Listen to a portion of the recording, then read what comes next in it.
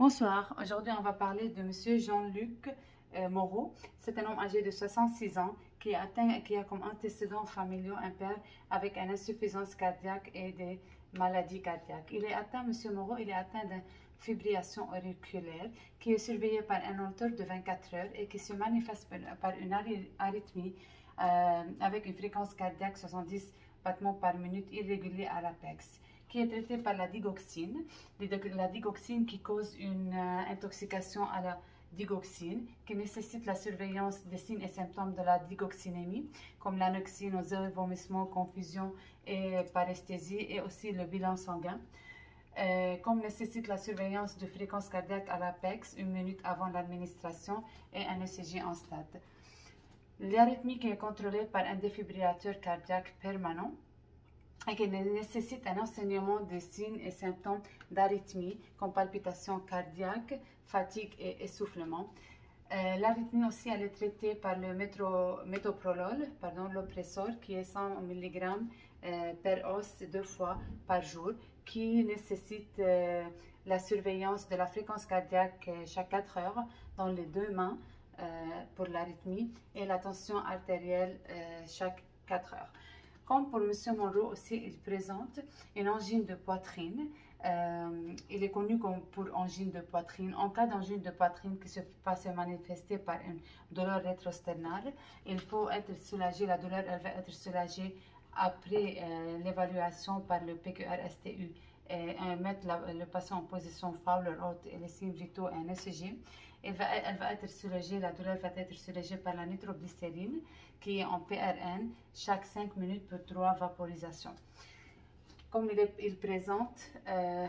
Moreau présente une hypertension à 158/90 qui est traitée par le nitroprussiate de sodium, Nupride, 50 mg IV, qui nécessite la surveillance, vous voyez, tension artérielle chaque 4 heures et en PRN, et aussi les effets secondaires du traitement comme les étourdissements. La tension artérielle aussi, elle est traitée par la métoprolol ou bien le lopressor, qu'on a dit qu'il faut la surveillance qu'il faut faire. Et l'hypertension aussi, elle est traitée par la enalapril, le Vasotec et le 5 mg per os, qui nécessite la surveillance de la tension artérielle chaque 4 heures et en PRN. Il faut faire aussi l'enseignement pour le patient des signes et symptômes d'hypertension. L'hypertension qui nécessite un régime alimentaire DASH et hyposodie, et on peut demander la consultation de la nutritionniste. L'hypertension, elle est aussi traitée par la furosémide, la Zix 40 mg per os 2 fois par jour, qui provoque une hypokaliémie et qui est traitée par le chlorure de potassium. Et le furosémide aussi nécessite la surveillance du poids une seule fois par jour, à la même heure, le matin c'est préférable. Ingesta extreta chaque 4 heures, tension artérielle chaque 4 heures parce qu'il fait des hypotensions orthostatiques.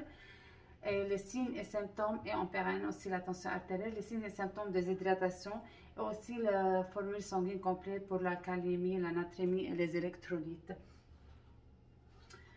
Maintenant, M. Moreau aussi, il est admis à l'hôpital pour une surcharge liquidienne de nouveau, qui se manifeste par un gain de poids, qui nécessite un régime aussi alimentaire DASH et hyposodé, et qui nécessite la surveillance du poids, du bilan ingesta extrait, un examen abdominal pour l'acide pour dépister une hépatomégalie ou bien une acide, CCSN Pro des membres inférieurs et supérieurs, et l'état cutané pour éviter une lésion de pression.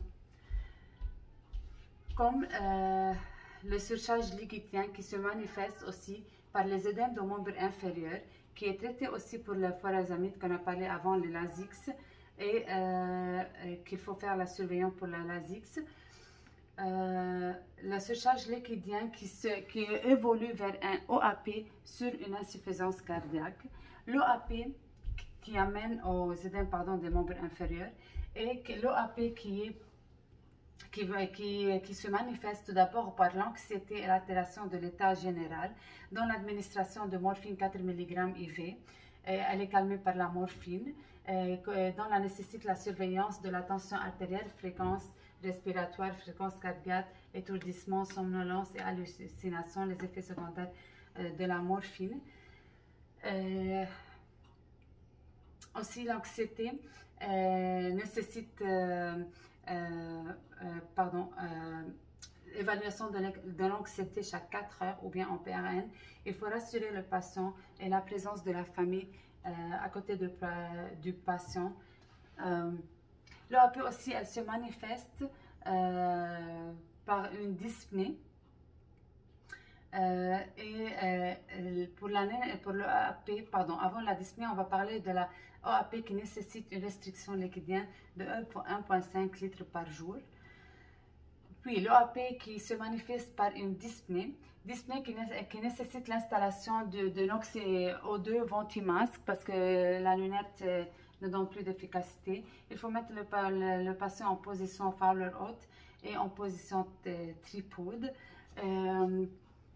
Il faut enseigner aux patients les signes et symptômes d'hypoxie, comme la nausée, la céphalie, l'hyperventilation et la tachycardie, et nécessite, si besoin, consultation de inhalothérapeute.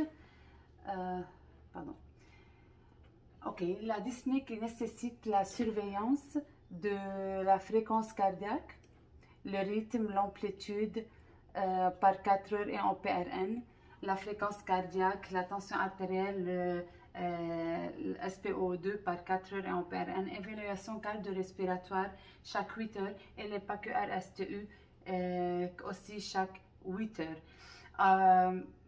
Mon jugement clinique, comme il a un OAP indiscipliné, il a un risque de dysphagie qui nécessite la surveillance des signes et symptômes de la dysphagie et il a un risque de déséquilibre nutritionnel qui nécessite une consultation de nutritionniste et nécessite la surveillance du poids une seule fois par jour, de diète hypercalorique riche en protéines et de petites bouchées et de repos entre les bouchées parce qu'elle va être déjà essoufflée et dyspnéique pour avoir mangé. Pardon. Pour la dyspnée, comme on a dit, elle est traitée par la furosémite. Et avant, on va parler de l'OAP qui est sur l'insuffisance cardiaque, qui est surveillée par l'échographie cardiaque et l'insuffisance cardiaque qui se manifeste par une diaphorèse, pâleur, peau moite, froide et nicturie, qui nécessite la surveillance d'évaluer l'état de la peau chaque 4 heures et la diurèse. Comme elle se manifeste par le PNB qui est 400 à 1 microgramme par litre, alors il faut surveiller le PNB, l'enzyme cardiaque, qui est l'enzyme cardiaque et la formule sanguine complète. Monsieur Moreau, il est admis en soins intensifs pour son OAP. Alors, il amène les soins intensifs qui amènent à une immobilisation. L'immobilisation qui a un risque de thrombose veineuse profonde, alors qui nécessite l'administration de enoxaparine, qui est le Lovenox, et le warfarine, qui ont des anticoagulants, antiagrégants plaquettaires, qui nécessitent la surveillance des signes et symptômes d'hémorragie cutanée, gingive, rectoragie et la fréquence cardiaque. Et à faire aussi chaque 4 heures le CCS1 Pro des membres inférieurs, la douleur, évaluation de la douleur, évaluation cardio-respiratoire, cardio-pulmonaire, la fréquence cardiaque et la fréquence respiratoire. Espérons que je n'ai pas tout oublié. Merci.